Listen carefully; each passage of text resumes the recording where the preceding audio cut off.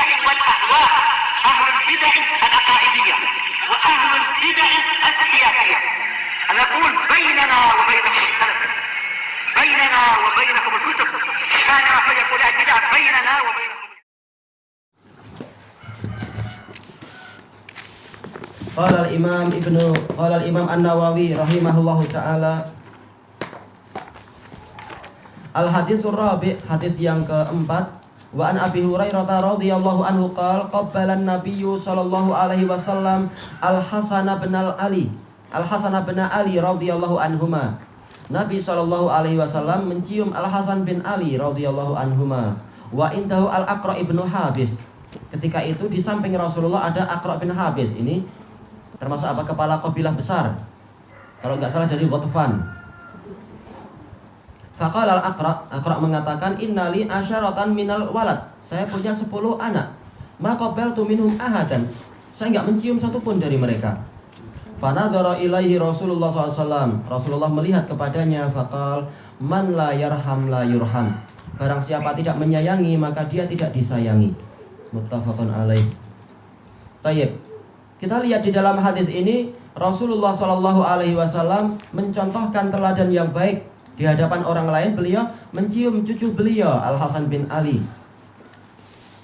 Dan sebagaimana juga datang dari beberapa hadis yang lain, yang sahabat tersebut mengatakan, saya melihat Rasulullah SAW mencium cucu beliau itu di bagian pusatnya. Maka sahabat ini pun mencium, meminta kepada Al-Hasan, buka bajumu itu. Dibuka kemudian dicium pusatnya. Dia mengatakan, saya lihat Rasulullah mencium pusatmu, saya ikut. Menunjukkan apa? Semangat para sahabat untuk ikut sunnah. Cuma syahid yang diinginkan di sini adalah apa? Rasulullah SAW mengajarkan bahwasanya termasuk akhlak yang mulia adalah kita mencium anak kecil itu. Tentunya yang lebih baik adalah apa? Dari kerabat sendiri atau selama tidak ada fitnah. Dan ini adalah bagian dari rahmat. Karena telah datang di dalam hadis yang hasan li ghairih, Rasulullah SAW mengatakan, laisa minna man lam yarham saghirana walam yuwaqir kabirana walam ya'rif li alimina haqqah. Bukan termasuk dari golongan kami orang yang tidak menyayangi yang kecil, tidak menghormati yang besar, dan tidak mengetahui hak orang alim di kalangan kami. Nah, makanya di sini Rasulullah mencontohkan kasih sayang beliau kepada anak-anak, mencium cucu beliau.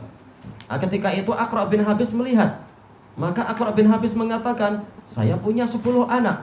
Rasulullah, satu anak laki-laki pun nggak ada yang hidup. Nah, Rasulullah mencium, di samping mencium yang perempuan tentunya, tapi juga yang laki-laki adalah cucunya sekarang. Nah, yang ini punya 10 anak nggak dicium satu pun. Makanya dijelaskan oleh para syurah terhadap hadis ini. Hadis ini menunjukkan ghiladu tab'i al-a'rab, yaitu kerasnya karakter orang-orang Badui. Walaupun anak sendiri, ini adalah darah daging sendiri, penerus generasi dia, penerus bendera dia dan sebagainya, ternyata apa? Tidak dicintai oleh mereka dengan kecintaan yang semacam ini. Walaupun kecintaan itu ada, fanatisme kelompok besar sekali orang-orang kabilah, apalagi orang Badui. Tetapi apa? Sifat rahmat dan kelembutan ini tidak ada pada kebanyakan dari mereka. Makanya di sini Rasulullah SAW memberikan contoh yang baik kepada pemimpin kabilah ini. Karena ketika kepala kabilah ini mau ikut, maka pengikutnya akan ikut. Sebagaimana ketika Aqra' bin Habis masuk Islam, para pengikutnya semuanya ikut. Ini keutamaan apa? Kalau pemimpin itu ditaati dalam kebaikan. Nah, makanya di sini Rasulullah memberikan contoh kepada kepala kabilah Ghatfan ini. Walaupun terjadi dualisme kepemimpinan orang-orang Ghatfan antara Aqra' bin Habis dengan Uyainah bin Hisn, tapi mereka nggak kelahi karena itu wilayah yang luas, nggak masalah. Tayyib. Maka di sini fanadhara ilaihi Rasulullah sallallahu alaihi wasallam. Maka Rasulullah SAW melihat kepadanya, memandang kepadanya, menunjukkan apa? Beliau memperhatikan tentang apa yang dia ucapkan. Kemudian Rasulullah bersabda kepadanya, man la yarham la yurham. Barang siapa tidak menyayangi, maka dia tidak akan disayangi. Kenapa? Kaidah di dalam syariat dan juga di dalam hukum kauniyah Allah, apa itu? Al jaza' min jinsil amal. Balasan itu sesuai dengan amalan. Kama tadi nutudan, sebagaimana engkau berbuat, demikian engkau akan diperlakukan. Makanya di dalam hadis Abdullah bin Amr ibnul As radhiyallahu anhuma, Rasulullah SAW itu bersabda, irhamu man fil ardi yarhamkum man fis sama. Sayangilah yang di bumi, niscaya yang di langit akan menyayangi dirimu. Dan ini yang paling penting.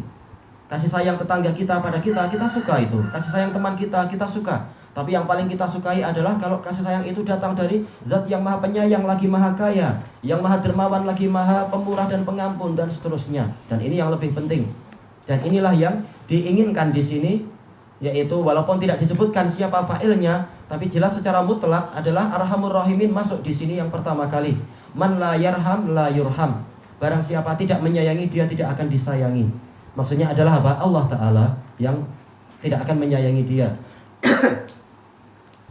Makanya di dalam hadis Usamah bin Zaid radhiyallahu anhu, hadis muttafaqun alaih, Rasulullah SAW menyebutkan innama yarhamullahu min ibadihi ruhama. Hanyalah Allah itu menyayangi dari para hambanya orang-orang yang penyayang.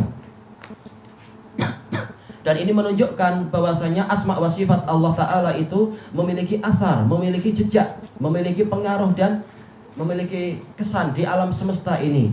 Allah Ta'ala pengampun, menyukai pengampunan dan dia mengampuni para hamba. Allah Ta'ala penyayang, menyukai kasih sayang dan dia menyayangi para hamba. Allah Ta'ala itu menyukai kelembutan, maka Allah Ta'ala mencintai orang-orang yang lembut. Allah Ta'ala maha berilmu, dia mencintai para ulama. Allah Ta'ala itu maha dermawan, mencintai orang-orang yang dermawan. Allah Ta'ala maha adil, Allah telah mempersiapkan kedudukan yang sangat tinggi bagi para penguasa yang adil dan seterusnya. Demikian pula Allah Ta'ala maha keras siksaannya. Siksaannya nampak di mana-mana, di langit juga nampak, di bumi nampak, di perairan nampak, di pokok-pokok juga nampak. Siksaan kepada orang-orang yang mendustakan itu. Masih ada jejak-jejak yang Allah tinggalkan, sisa-sisa dari azab Allah Ta'ala. Itu menunjukkan asma wa sifat Allah itu ada apa? Ada jejaknya di alam semesta ini. Di antaranya adalah ini, yaitu apa? Orang yang dirahmati, orang yang punya sifat rahmat, dia akan dirahmati oleh Allah Ta'ala. Ini adalah bagian dari rahmat Allah dan dia akan mendapatkan rahmat yang berikutnya dan berikutnya. Semakin dia punya sifat rahmat, semakin dia akan dirahmati oleh Allah. Karena apa? Rahmat Allah dari sisi makhluk itu ada dua jenis. Kita tahu pembagiannya adalah rahmat Allah ada dua. Rahmat yang bersifat sifat, rahmat yang mana dia adalah sifat Allah, ini bukan makhluk. Dan dia itu ada pada Allah Ta'ala. Dan yang kedua adalah sifat yang berupa yang kedua adalah rahmat yang berupa makhluk, yaitu rahmat yang Allah ciptakan. Ini yang disebutkan dalam hadis Abi Hurairah muttafaqun alaih. Rasulullah SAW bersabda, innallaha khalaqa mi'ata rahmah. Sesungguhnya Allah menciptakan 100 rahmat. Ini rahmat yang makhlukah, bukan rahmat yang sifat Allah tadi. Tetapi rahmat yang makhluk ini adalah jejak dari rahmat Allah Ta'ala. Kemudian disebutkan di situ apa? Wa ja'ala rahmatan wahidah fil ard. Lalu Allah Ta'ala jadikan satu rahmat itu di bumi. Wa bidzalika ya'tiful al-bahaim ala waladiha. Yang dengan itulah binatang-binatang bersikap rahmat kepada apa? Kepada anak-anaknya. Wal wuhush ala waladiha. Demikian pula binatang buas menyayangi anak-anaknya. Demikian pula yang lain-lain. Binatang buas pun mendapatkan bagian dari satu rahmat itu. Kemudian wa kamalaha tis'ah wa tis'ina rahmatan yaumal qiyamah. Dan nanti di hari kiamat Allah akan menyempurnakan 99 rahmat itu.